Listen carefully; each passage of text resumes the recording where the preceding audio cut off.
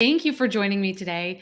I'm Melody Wilding, and if we haven't met yet, I'm in I am a executive coach and I'm the author of a book called Trust Yourself, Stop Overthinking and Channel Your Emotions for Success at Work. If you are joining me live today, say hello in the chat. Let me know where you are watching from. Let's see, I want to make sure we are live across the different platforms. So say hello if you're just coming on. I would love to hear from you. Perfect. Looks like we're good on Facebook here. Let's double check on LinkedIn. All right. Yes, looks like we are all set. So, yes, thank you for joining. Say hi in the chat. Let me know where you are watching from. As I mentioned, I'm the author of Trust Yourself. I am also the creator of a program called Resilient. It is a first of its kind 3-month group coaching program to help sensitive high achievers, people I call sensitive strivers, regain their confidence, master their emotions, and reach their full potential at work. For almost 4 years now, I have been running Resilient. I have seen it absolutely transform the lives of our alumni. We've had people get skip level promotions, 6-figure bonuses. We have even had people run for and win public office. We have had people be named to the 40 under 40 in their field. The list goes on and on and on. But what's even more incredible is people's inner transformations. Our alumni consistently say how much the people in their lives notice how much happier they are, lighter, more optimistic, confident that they have become.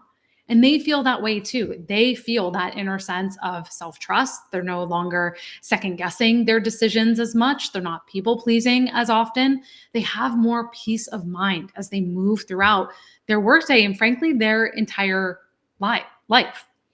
Now, Resilient is really the only leadership and coaching program of its kind because it's specifically tailored to you as a sensitive striver, someone who is driven, who thinks and feels everything more deeply. You are wired differently, and that means you need a specialized approach, one that is grounded in neuroscience, communication, leadership, human behavior research. Now, if you are interested in learning more about Resilient, we have just reopened enrollment. We are only a few days away from the start of our January cohort, which begins January 18th. So if you are watching this live, we are only about 9 days away. We have a few spots left in the program, and I do not know when or if I will be running it again this year. So if you are interested in learning the details and discovering it and checking out more, there is a QR code here on the screen to discover more about it. So all you need to do is take out your phone, head to your camera app, and that will help you scan that QR code to go to the page. You can also head to my website, melodywilding.com, and you'll find all of the information there. Now, what is at the heart of Resilient is what our alumni call our life-changing weekly coaching calls. And again, those are their words, not mine. And during those calls, you get direct access to me, my highly trained executive co-coach, Wendy Carey, and we help you tackle your biggest workplace challenges, whether that is things like speaking up and articulating your viewpoint, dealing with people that have a more dominant personality, creating strategies to help you reach a goal like a promotion or get a salary raise, to help you really step up to be the inspiring leader you want to be for your team without feeling like an imposter, or navigating things like setbacks, like being rejected for a big project. And again, Resilience starts just 9 days from today. We are so excited. We have so many amazing sensitive strivers joining us. I'm looking away because I have all their names over there so I can think about them and I can hold them in my thoughts every day. And you can be next. As I said, we still have a few spots left. Enrollment is open now. It closes 1 week from today, so scan that QR code. You can also message me. I'm happy to answer your questions. And speaking of wanting more confidence, more inner peace, more success with less stress, today we are diving deep into a topic that may resonate with many of you. And that is the unseen barriers that high achievers often unknowingly hit and how that gets in your way. Before I go any further, though, I want to speak to those of you here who have joined but may have a hint of skepticism. You might be thinking, mistakes high achievers make, but I'm not even sure I qualify as a high achiever to begin with. Who is thinking that? Give me a +1 in the comments here if you are thinking that to yourself. Mistakes high achievers make, I'm not even sure I qualify as a high achiever. And hello, Nicole. Hey, Karen. Great to see you. I want you to pause for a moment and I want to challenge that thought and I want to unpack it for a second. So, first off, who says what a high achiever looks like? Is it a certain title? Is it a number of accolades? Or is it a mindset? For my years of experience, I've been doing this work now for over 12 years. I can, with great confidence, say that being a high achiever is less about external validations and it's much more about your own level of inner drive, your ambition, your commitment to your own growth. High achievement isn't just about results. It's about resilience, effort, the pursuit of always becoming better. And listen, I totally get it. They say we teach what we most need to learn. So there is a reason I work with sensitive high achievers. I am one myself. And I totally understand how there can be that sneaky little voice in the back of your mind that whispers, you aren't good enough. You're out of your league here. It comes up for so many of us. And just type me if you have ever struggled with that sense of second guessing. Do I belong here? But I want to be very clear. If you have dreams, if you have ambitions, if you have the grittiness and the commitment to strive for more, then you are absolutely a high achiever in my eyes. I always say that sensitive strivers, we don't always want to climb the ladder. That's not always what we care about, but we're always in continuous pursuit of being better than we were the day before, challenging ourselves more. So if you have the aspiration to do better, to grow, to make an impact, you are a high achiever in my book. So with that said, whether you are a self-proclaimed high achiever or you're just coming around to accepting the fact that you might be, then today's conversation is for you. I want you to stick around. We're going to bust some of the biggest myths I have seen and set you on a clearer path to be the best version of yourself, to get out of your own way so you can be more successful with less stress. So a reality that many high achievers have to come to terms with the hard way is that there is a tipping point where working hard is no longer enough. Who has ever been there? Where you reach this tipping point where working harder is no longer enough. There's this relentless grind and effort that led to your initial success, but at some point it starts not getting you the same results. So if you think about it a little bit like climbing a mountain, the skills and the gear that help you conquer, that help you get to the first peak may not always be what you need to get to the next one, what you need to get to higher altitudes. Because when that happens, the game changes. The climb becomes a bit more complex. The conditions are a bit more treacherous. You may need a different strategy, different tools, different mindset. And the same is true in your career, that the strategies that got you here may not always get you there. And there's a great book on that title too. And this brings me to a very fundamental truth, one I've observed time and time again in coaching, that very often it's not the external obstacles or the lack of technical skills that get in our way. Instead, it's usually the person staring back at us in the mirror. We get in our own way. We hold ourselves back, whether it's the self-doubt that whispers late at night, the persistent drive to over-perfect, the inability to delegate because you don't want to lose control. It's the insecurities, the deeply ingrained patterns of behaviors. And again, most crucially, our mindset. Those internal factors, if they are left unchecked or you don't update them as you grow and your success continues, they have the power to undermine even the most talented and ambitious individuals. Now, there is a silver lining here, and it's a big one, that just as many of these challenges can be self created, they can also be self addressed. And that's what we're talking about today. So, during my journey as a coach, particularly in the Resilient program, I've seen really brilliant people grapple with similar challenges. And these aren't just one off situations. They are common patterns that reoccur regardless of someone's industry, their age, their seniority. And trust me, even recognizing them is a game changer. That is half the battle. So today, what I want to do is spotlight some of those frequent missteps that people make so you can start avoiding those pitfalls. Because I believe that when we are proactive in our learning, that's how you can sidestep those mistakes. And that saves you time, heartache, frustration, and the feeling of stagnation or even self-recrimination that can come with that.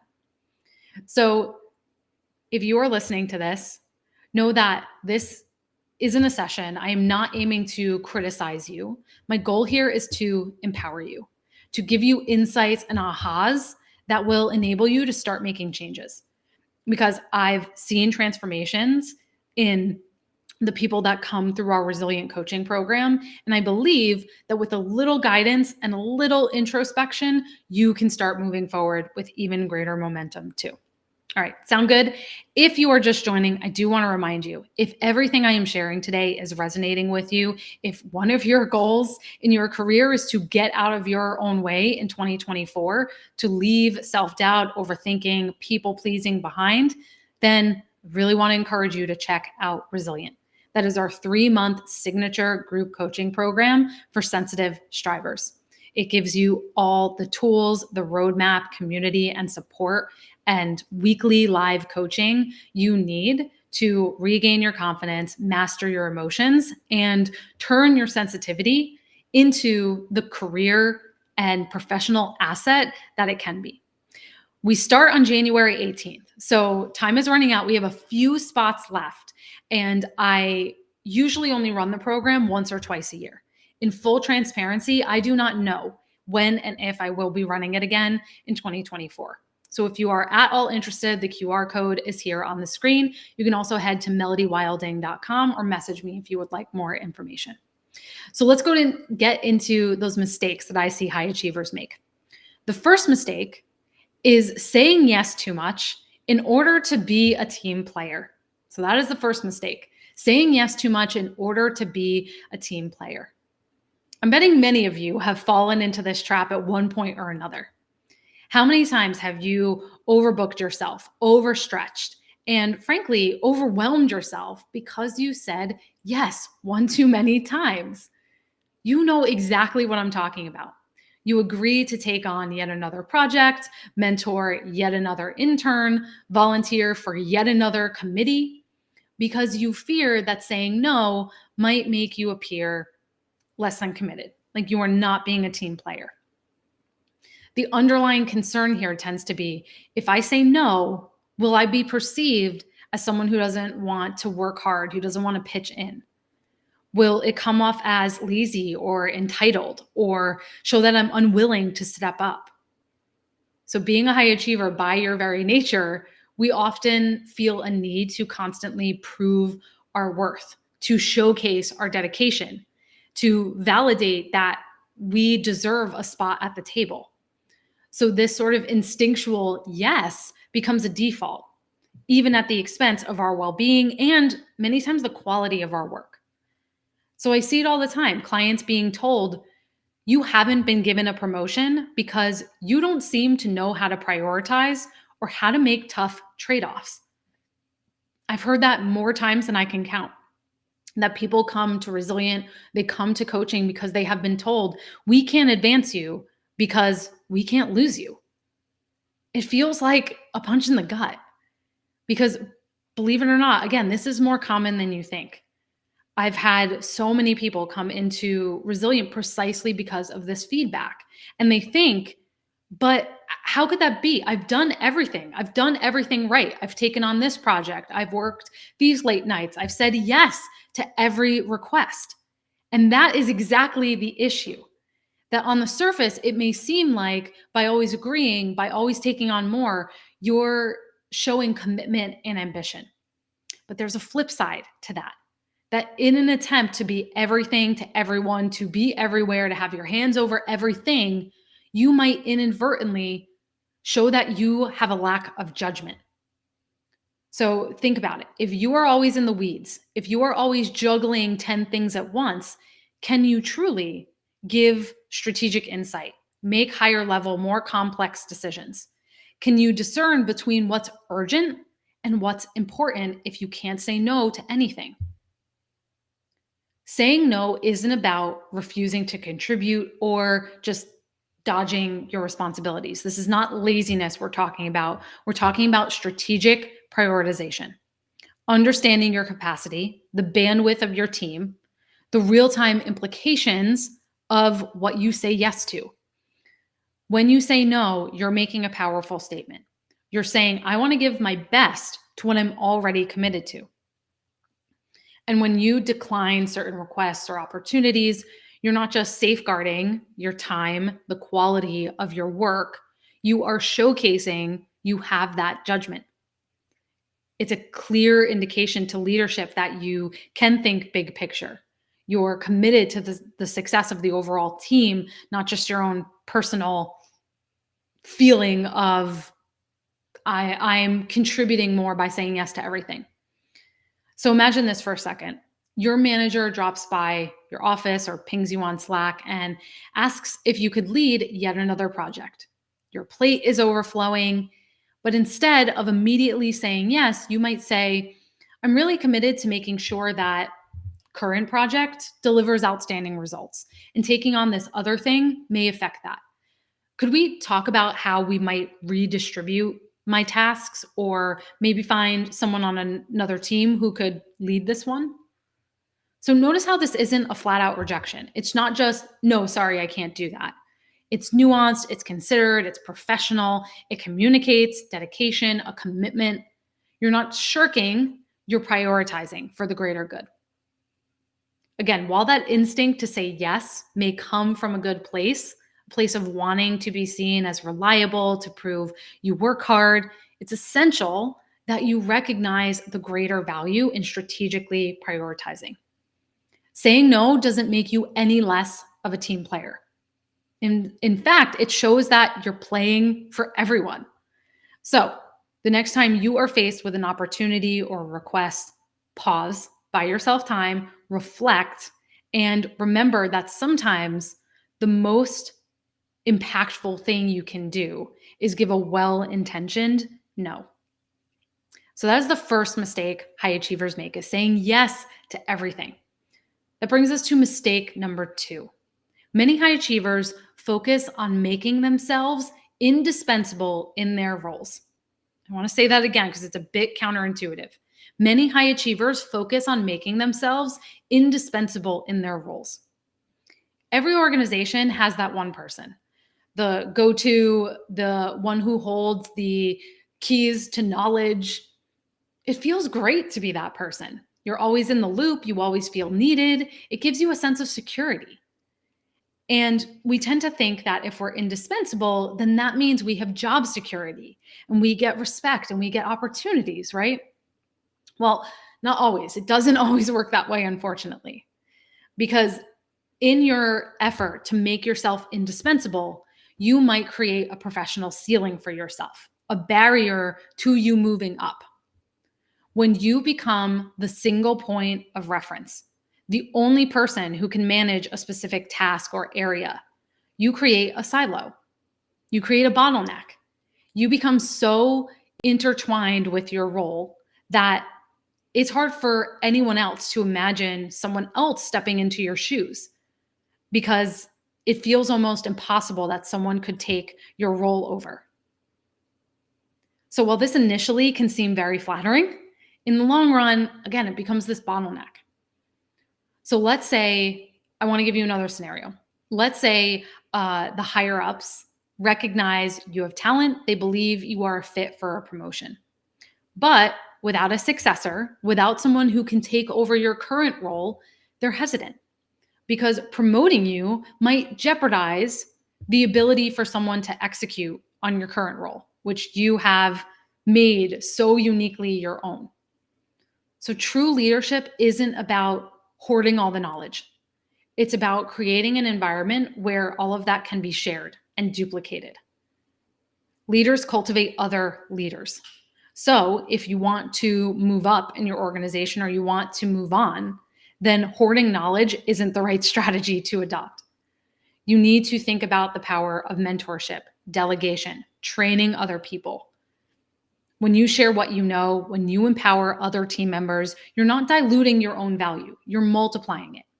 You're creating an environment where your own personal growth and the organizational growth is not just possible, it happens more naturally. This doesn't mean you make yourself redundant, though. The goal is to transition from being indispensable to invaluable. That may seem like semantics, indispensable to invaluable, but there's a really important difference here. An indispensable person is someone who the company, the team can't function without. An invaluable person is someone whose skills, leadership, insights are sought after regardless of the role they're in. So they're adaptable, they have flexibility. Let me see here. Shannon was saying, yes, I'm constantly looking for ways to push myself and my peers to document processes and cross-train others. Yes, 100%. And hello from Brazil. Hello in Canada. Great to see you here. So if you find yourself in this indispensability trap, I want you to start looking around. I want you to start thinking about who could be my potential successor here and invest in them. You can even do what Shannon was saying here, document processes. I think that's an amazing first step. By looking at other talent, by fostering other talent and mentoring people, again, you become a multiplier. Being irreplaceable in a specific role, it can feel safe, but that safety often comes at the expense of your own growth. So we've talked about our first two mistakes, saying yes to everything, being indispensable in your role. Let's go on to our third mistake that high achievers make, which is sitting out workplace politics. That is our third mistake, sitting out workplace politics. This one really grinds people's gears because I know that the mere mention of the phrase workplace politics is enough to make people want to vomit. And for many high achievers, we care about being authentic, we care about having integrity. And so we make the really pivotal mistake of sitting out workplace politics entirely.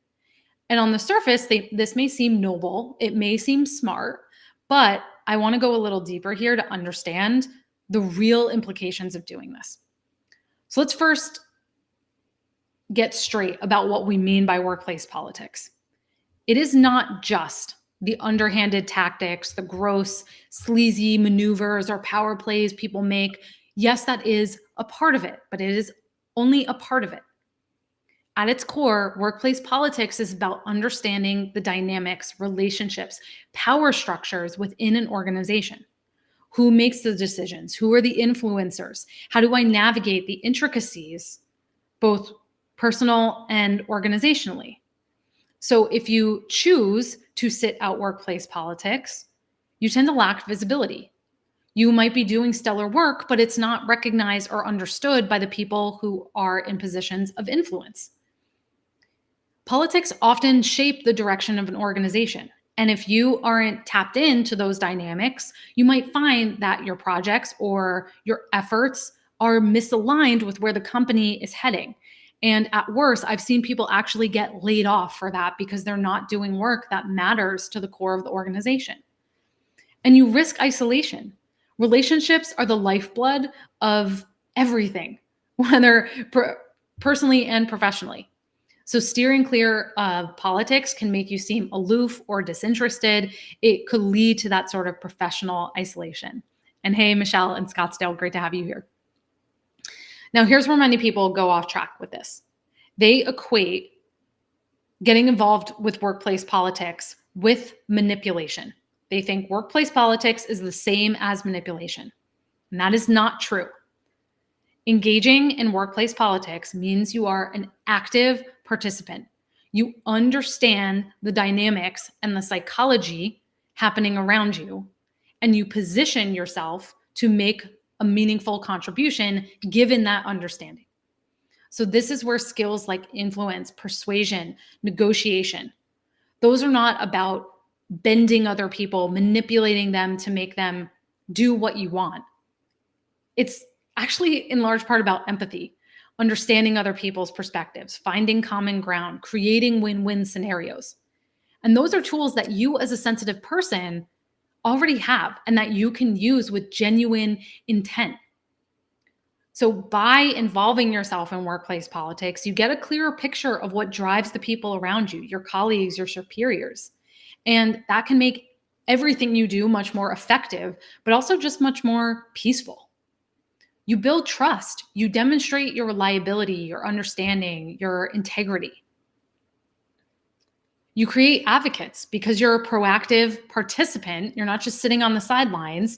You're more likely to find mentors and advocates who will vouch for your capabilities. The key is striking a balance here. So it's possible to be part of workplace politics without compromising your principles.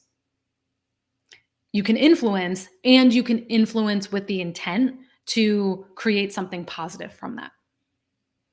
All right, our fourth and final mistake that high achievers make is not celebrating small wins.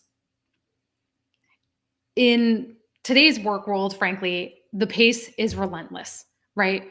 It's just one thing after another. It seems like we check one box and we're immediately on to the next one.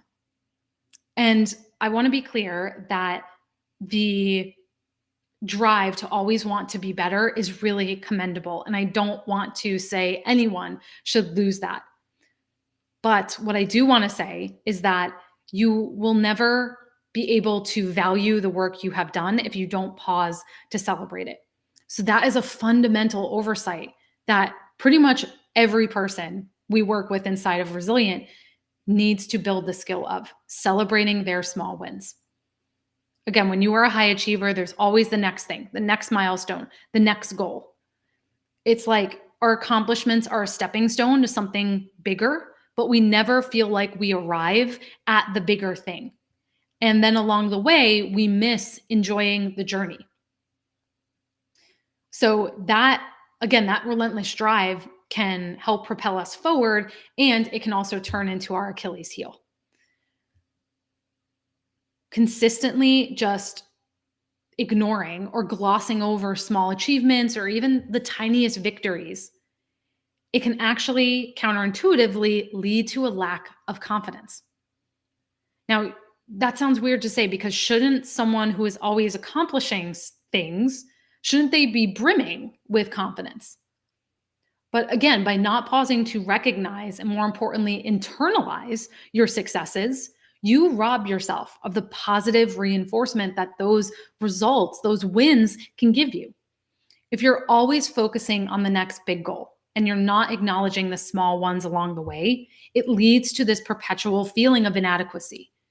And over time, your inner narrative becomes less about what you've done and more about what you still have left to do or where you're not enough. So that you end up focusing on the gap rather than the gain, which only just contributes to feeling inadequate, right? And we don't want that for you. So celebrating wins is a huge, huge part of our culture inside of the Resilient coaching program because we know how powerful it is. There's a lot that happens in our brains when we take a moment to recognize and celebrate our achievements. Your brain releases dopamine, which is associated with pleasure and reward. And when you experience that, it's pleasurable. So it encourages you to repeat that behavior. It also helps build resilience. So, recognizing those small victories along the way reminds you that you are capable, that you have strengths. And in tough times, that that sort of bank of confidence becomes a source of, you know what, I can do this. I have done hard things in the past. I can handle this. It creates that self-trust. Now, again, much like some of the other things I've mentioned, celebrating your wins doesn't mean you become lazy, you lose your edge, you're Pollyanna, you just sit around and rest on your laurels. It's none of those things. We're talking about just taking a few moments to acknowledge, reflect on, draw energy, inspiration, lessons from your accomplishments. It could be as simple as just taking 5 minutes at the end of the day to jot down a few things that went well and why you think they went well. Or maybe you have a monthly ritual where you look back on your progress that you've made in that month. So you want to build this positive feedback loop and encouragement into your routine. And Michelle was saying, I always learn a lot from you. This is invaluable information. I'm so glad, Michelle. It's amazing to hear that. So there you have it. Those are our top 4 mistakes I see high achievers make that sabotage them and that now you can avoid. So I want to know in the comments here, what stood out to you based on what I shared? What are you taking away? And as a reminder, those 4 mistakes are: number 1, saying yes all the time; number 2, being indispensable in your role; number 3, sitting out workplace politics; and number 4, not celebrating small wins. So, what are you taking away from this conversation? What are you going to put into practice after this session today? Now, in today's work world, avoiding these mistakes is not just a recommendation, it is a necessity for your success and your well being. So, as we have talked through these today, I hope you are seeing patterns or maybe even moments in your own professional journey that now you're having some sort of insight or aha around. So, maybe you can relate to always saying yes. Maybe you feel tied to a role because you've made yourself indispensable. Maybe you've opted out of workplace politics or continually pushed yourself forward without pausing to celebrate your wins. Recognizing these patterns is an amazing start, and I'm so proud and excited for all of you that are here today. You've taken a huge step forward. The real transformation happens, though, when you have the tools, the guidance, the ongoing support to make meaningful change a reality. Making these shifts on your own, it can be tough. It can be lonely. It's easy to fall back into old patterns if you don't have consistent accountability, guidance, expert tools to help you. And so that is why I created Resilient. That is our 3-month signature group coaching program. Why should you navigate these challenges alone when you can have a highly actionable weekly curriculum, weekly coaching from me and my team, access to a brain trust of other sensitive strivers? So in Resilient, we go way beyond, way beyond just identifying these issues. My main goal is to provide you with tangible, practical, concrete tools to help you build new habits, to help you get out of your way, stop overthinking, quit people pleasing.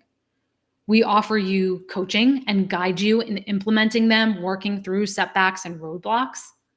And we are very committed to having a very powerful, supportive community of other sensitive strivers like you who are overcoming these pitfalls and others together, who can offer advice, insight from their own journeys, what's worked for them.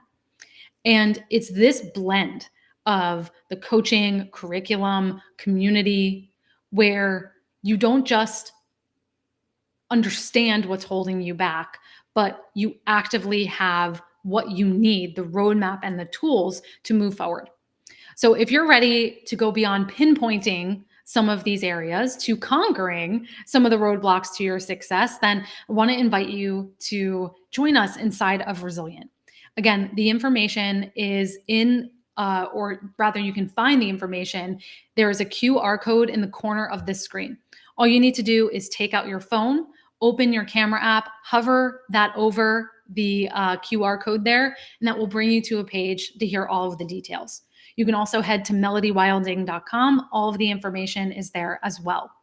We start exactly 9 days from today. So we begin January 18th, but enrollment closes 1 week from today. We only have a few spots left. And I mentioned earlier that I tend to run this program once or twice a year, but in full transparency, I do not know when or if I will run it again in 2024. So if you have any questions, I'm happy to answer. You're welcome to put them here in the comments. You are welcome to DM me as well. I'm happy to hop on a call with you and get you the information you need. All right, that is it for today, everyone. Be well, take care of yourselves, and we will talk very soon. Bye, everybody.